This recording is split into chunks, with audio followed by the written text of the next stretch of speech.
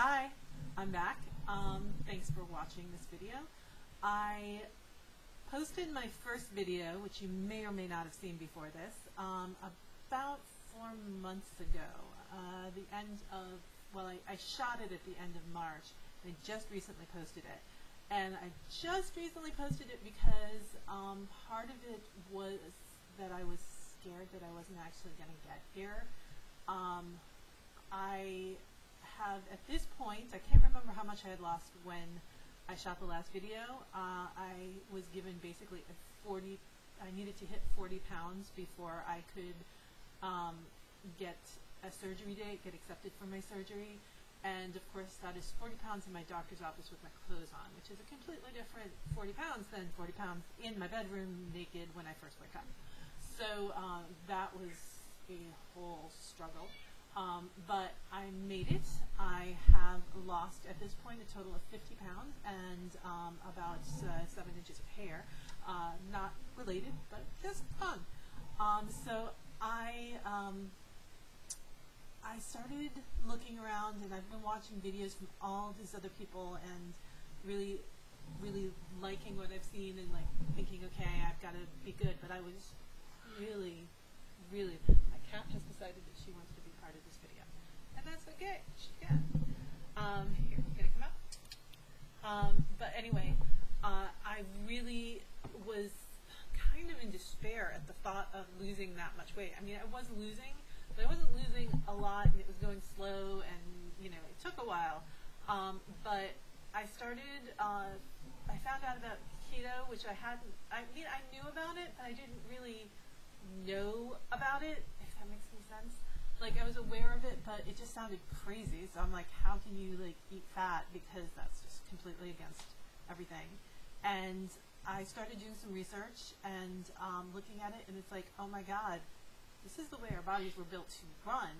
Because for thousands of years, we didn't have plants, you know, like available to us year round. It was only occasionally during the season, and we weren't cultivating them. And then, you know, the bread, even though we've had it for, you know, probably 100 years, that's nothing. You know, like when you think about our biology, things change so slowly in our bodies, and technology has changed life so quickly. So sugar, hello Cassie, sugar and bread are something completely new and something that, you know, our bodies didn't have to deal with. So when I really thought about it, it made sense, and I started making the changes, and I thought, am I going to be able to stick to this? Is this going to work for me? And it really has worked. I mean, it worked so well and is continuing to work so well. Part of me is like, should I even have the surgery, or should I just stay on keto? Because there are people who lose massive amounts on keto. And even though, like, I started doing keto around the mid-April, I think. Shortly after the video, I started finding out about it and following that type of eating. And it has helped a lot, and my husband started doing it too. Now, my husband is a little pudgy, but not, you know, like, probably, you know, technically overweight, but he had a stomach, and he had some weight underneath his chin. God, I have a lot of weight underneath my chin. But that was really it. He had, you know, thin arms, thin legs, and he was very, very strong and very capable and very active. But he started doing it with me, and honestly, I think possibly just giving up the sugar on its own made the biggest amount of difference. And I didn't have the keto flu and everything like that because I kind of stepped down. I didn't do everything at once. I went from having all the carbs that I usually have to having less carbs, and it just, I actually used, because it was around Easter, I used Cadbury cream eggs. Not cream eggs, sorry. Those are, I like those, but I'm not eating them at all anymore. Now I'm not eating any sugar anymore. But the mini eggs, I love the Cadbury mini eggs. So, but they're good and they're rich, and what it basically did is I used it to step down my sugar. Like when I wanted a treat, you know, maybe I'd have 3 mini eggs, and that would be it.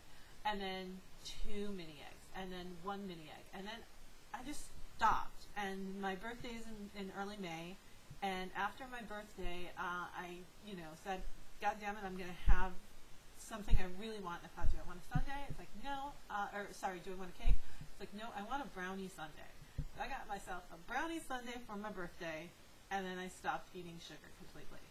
And I stopped eating bread, and I stopped eating potatoes, that hurts, and rice, and all of that stuff. And I started losing weight.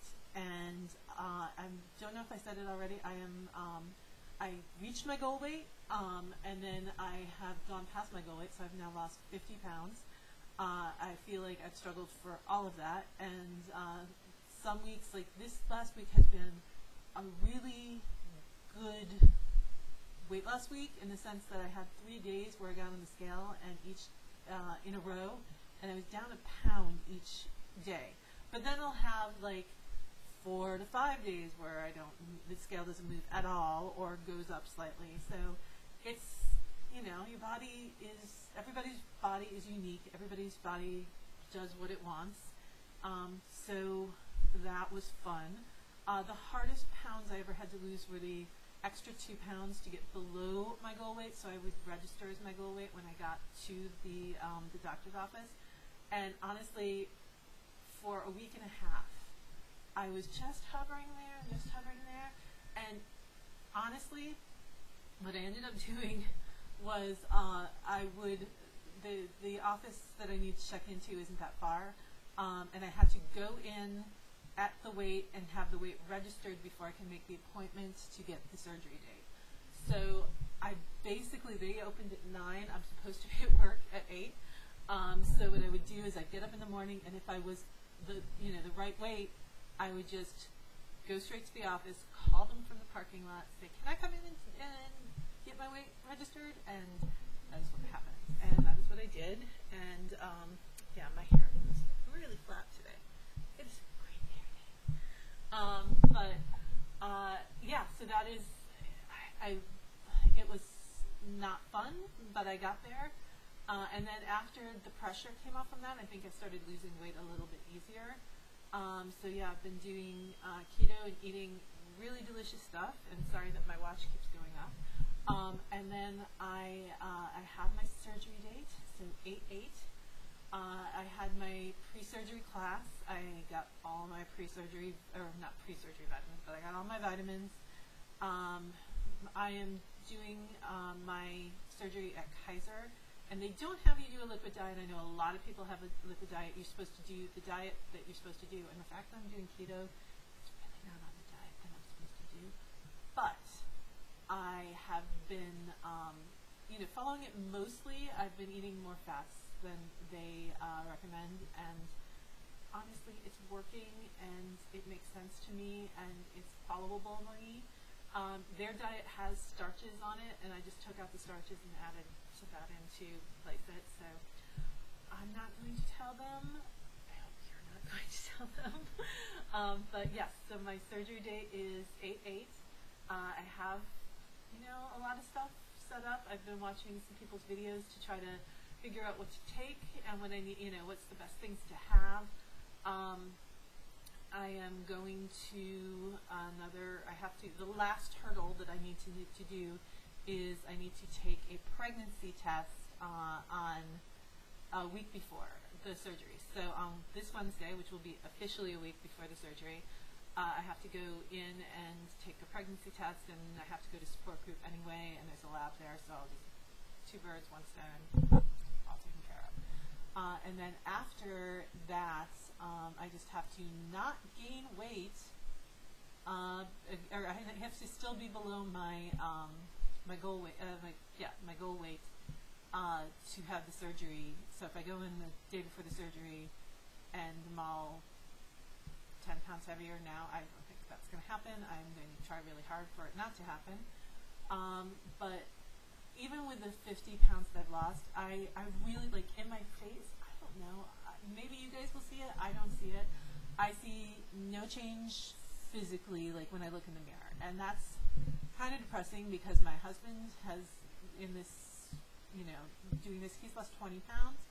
and you see it. Like, you see it in his face, you see it everywhere. You see that man has lost 20 pounds. And it's like, I am super happy for him. And he has been so incredibly supportive. And he's very like, yay, you've lost 50 pounds. I'm like, yeah. He talks about it publicly.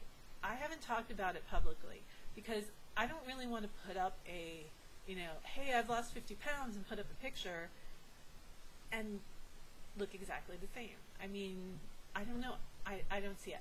I feel it. My knee is a lot better.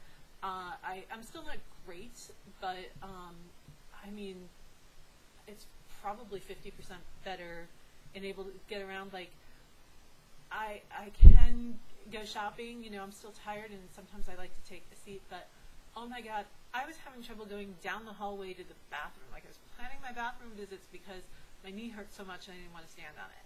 So to go from that to being able to do, you know, like go into the store and sit once or maybe not sit at all, that's fabulous. That is great. My clothes have started changing sizes. The sweatshirt that I'm wearing is still a large size, but it had thin arms, and one of the places that I carry my weight the worst is in my arms. It's just, I got there and my hips, and I've got large breasts too, but that's where I really carry my weight. And I was really concerned that, you know, like, I'm worried about loose skin, but you know what? I'll deal with that afterwards. It's not something I need to deal with right now. So right now, I'm a week away. I don't have any of the food I need, but I have the vitamins that I need, and I have, you know, one of the things that everybody used to talk about was Gas X melts or strips, where you just put it in your mouth, like it would be like a film, and you put it in your mouth, and that would be great for post-surgery gas, where you can't really swallow anything, but you really want to get, you know, get rid of the gas. They don't exist anymore. They apparently have stopped making them. You can sometimes find them on Amazon, but they're sold out with no, like, here's when I'm going to get them in again. I found them on eBay for $60 for a box, and I thought, you know what, I'm not that desperate. I got some of the chewables because I thought, well, what the heck, that'll work. And then somebody, and I forget who it was, and I'm so sorry, somebody recommended baby